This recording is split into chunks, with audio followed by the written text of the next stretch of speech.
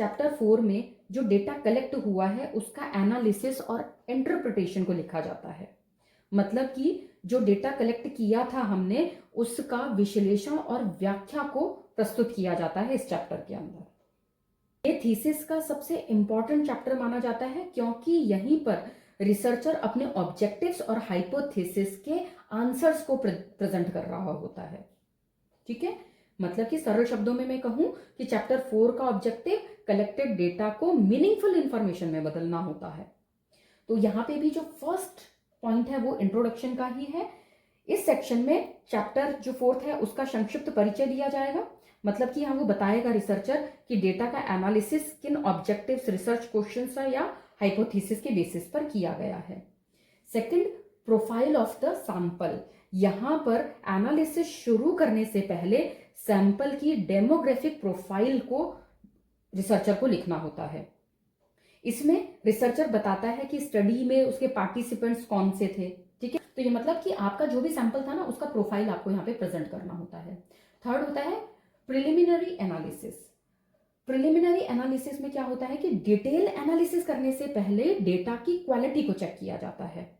ठीक है, जिसमें डेटा स्क्रीनिंग लिखते हैं, मिसिंग डेटा ट्रीटमेंट्स को लिखा जाता है, नॉर्मेलिटी टेस्टिंग जो डेटा की होती है उसे लिखा जाता है और रिलायबिलिटी एनालिसिस को लिखा जाता है। तो इन पॉइंट्स के अंदर आप प्रिलिमिनरी एनालिसिस को मेंशन कर सकते हो। मींस जैसे कि डेटा स्क्रीनिंग है तो डेटा में किस प्रकार की त्रुटि है या नहीं, उसकी जांच यहाँ पे होती है। मिसिंग डेटा ट्रीटमेंट किया जाता है कि यदि किसी पार्टिसिपेंट्स ने कुछ प्रश्न का आंसर नहीं दिया है तो उनकी हैंडलिंग आपने कैसे की। नॉर्मेलिटी टेस्टिंग मींस डेटा जो है नॉर्मल डिस्ट्रीब्यूशन का पालन कर रहा है या नहीं कर रहा। फोर्थ है objective wise hypothesis wise analysis. अब सबसे मेन और इंपॉर्टेंट मींस कि यहां पर रिसर्चर क्या करता है कि उसके एक एक ऑब्जेक्टिव और हाइपोथेसिस का अलग अलग एनालिसिस करता है, अलग अलग विश्लेषण करता है। स्टैटिकल रिजल्ट निकालने के लिए स्टैटिकल टेक्निक्स को यूज करेगा, mean, standard deviation, T test, correlation. फिर यहां जो हमने स्टैटिकल रिजल्ट निकाले एक टेबल फॉर्म में आएगी और उसका पहले तो उसका एनालिसिस लिखा जाएगा, विश्लेषण करेगा उस टेबल का और उसके बाद में उसकी व्याख्या की जाएगी।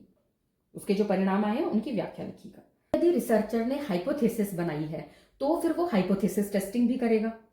ठीक है, इसमें भी हाइपोथेसिस टेस्टिंग जो है वो एक एक हाइपोथेसिस की करता जाएगा और उसका भी इंटरप्रिटेशन वो करता जाएगा। यदि आपने टेबल्स बनाई हैं तो उनसे रिलेटेड ग्राफ्स भी होंगे, तो कौन सा ग्राफ बनेगा टेबल के अकॉर्डिंग उसको भी आपको यहाँ पे बनाना पड़ता है। इसके summary of the major findings आती है। इसमें क्या होता है कि सभी एनालिसिस जब आप कंप्लीट कर लेते हैं उसके बाद में आपको अपनी फाइंडिंग्स को एक समरी फॉर्म में लिखना होता है। ठीक है, इस सेक्शन में केवल फाइंडिंग्स का एक सार प्रस्तुत किया जाएगा, बहुत विस्तृत एक्सप्लेनेशन नहीं दिया जाता। ठीक है, लास्ट में आपको चैप्टर समरी देनी है। चैप्टर समरी पूरे चैप्टर में आपने क्या क्या बताया है उसे लिखना है कि डेटा एनालिसिस कैसे किया है, मुख्य फाइंडिंग्स क्या रही। नेक्स्ट लास्ट चैप्टर जो होता है नॉर्मली थीसिस का वो होता है summary, findings, conclusion and recommendations. Chapter 4 में डेटा एनालिसिस और इंटरप्रिटेशन करने के बाद में चैप्टर 5 में रिसर्चर उन रिजल्ट्स के आधार पर जो चैप्टर 4 में किए गए हैं उनके आधार पर फाइंडिंग्स, कंक्लूजन्स, इम्प्लीकेशंस और रिकमेंडेशंस को प्रस्तुत करता है। ठीक है, तो इसमें भी जो फर्स्ट पॉइंट होता है वो इंट्रोडक्शन का होता है। नेक्स्ट पॉइंट आता है समरी ऑफ द स्टडी। इस सेक्शन में पूरे रिसर्च का एक शॉर्ट समरी प्रस्तुत की जाती है। मतलब यहाँ पे पूरा थीसिस दोबारा नहीं लिखना है, केवल उसके जो मेन पॉइंट्स हैं उनको यहाँ पर शॉर्ट में लिखना होता है। जैसे कि प्रॉब्लम ऑफ द स्टडी लिख सकते हैं, ऑब्जेक्टिव ऑफ द स्टडी लिखी जाती है, मेथोडोलॉजी शॉर्ट में लिखी जाती है, पॉपुलेशन और सैंपल लिखा जाता है, टूल जो यूज किए वो लिखा जाता है और स्टैटिकल टेक्निक्स जो यूज की हैं उन्हें शॉर्ट में यहाँ पे बताया जाता है कि पूरे जो हमारे जितने भी चैप्टर थे उसमें क्या क्या चीजें मेन थी जिनके आधार पर ये रिसर्च की गई है। इसके बाद में थर्ड पॉइंट लेते हैं हम मेजर फाइंडिंग्स का।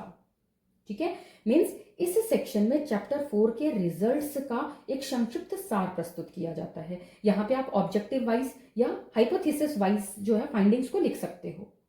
यहाँ पर ध्यान रहे कि आपको टेबल या ग्राफ नहीं लिखने, केवल आपको अपनी रिसर्च फाइंडिंग्स को लिखना है।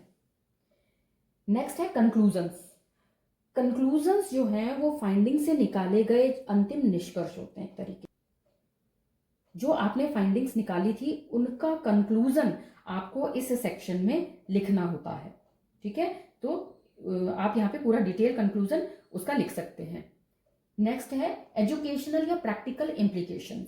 इस सेक्शन में रिसर्च के जो परिणाम हैं वो एक तरीके से व्यवहारिक रूप में हम कहें उसे कैसे उपयोग किया जा सकता है उसे लिखा जा सकता है। यहाँ पे हम इम्प्लीकेशन, जैसे फॉर एग्जांपल मेरा रिसर्च जो है वो एजुकेशन से रिलेटेड था, है ना, तो इम्प्लीकेशंस फॉर द टीचर्स लिख सकती हूँ, implications for the educational administrators लिख सकती हूँ, implications for the policy makers लिख सकती हूँ, implications for the future researchers के लिए इम्प्लीकेशंस हैं उन्हें यहाँ पे मैं मेंशन करती हूँ कि ये कैसे हमारे फील्ड के व्यक्तियों के लिए लाभदायक रहेगा, उपयोगी रहेगा, उसे यहाँ पे मेंशन कर दूंगी।